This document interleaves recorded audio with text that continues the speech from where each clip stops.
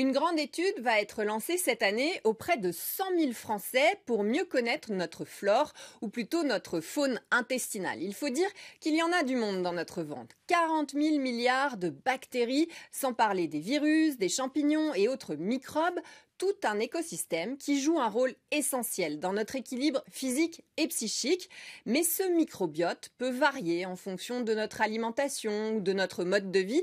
Et c'est pourquoi les chercheurs de l'INRAE, l'Institut national de la recherche en agriculture, alimentation et environnement, et ceux de l'AP-HP, les hôpitaux de Paris, feront appel dès ce printemps aux bonnes volontés prêtes à faire un don de sel pour les aider à échantillonner le microbiote des Français en fonction de leur âge, de leur sexe, de leur lieu de vie, pour avoir une image représentative des bactéries qui nous peuplent et ainsi mieux comprendre comment elles influencent nos comportements.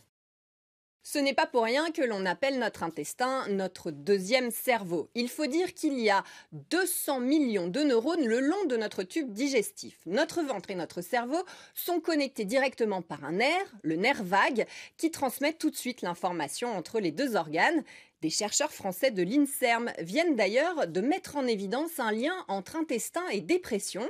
En effet, ils ont vu qu'ils pouvaient transmettre la maladie d'une souris déprimée à une autre parfaitement saine par simple transfert de microbiote, mais ils ont surtout vu qu'ils pouvaient la soigner avec des molécules issues de nos bactéries intestinales, des molécules qui permettent la production de sérotonine, cette hormone des émotions qui nous redonne le moral. C'est un espoir pour les 30% de patients qui ne réagissent pas bien aux antidépresseurs comme le Prozac. Il faut voir notre intestin comme un écosystème où la diversité des espèces est nécessaire à sa bonne santé, ou alors comme une usine où l'on extrait l'énergie et les vitamines issues de notre alimentation. Mais quand il manque des ouvriers dans cette usine, eh bien, certaines fonctions de notre corps se dérèglent, y compris notre système immunitaire. C'est pour ça qu'on vous répète qu'il faut varier votre alimentation. Joël Doré est directeur de recherche à l'INRAE. Il travaille depuis 35 ans sur ces bactéries. Et ce qui l'épate encore aujourd'hui, c'est de voir que l'amélioration des connaissances ouvre la voie maintenant à des thérapies pour soigner les grandes maladies chroniques de notre époque, le cancer, l'obésité, le diabète, parce qu'il n'y a pas que le Covid à traiter aujourd'hui.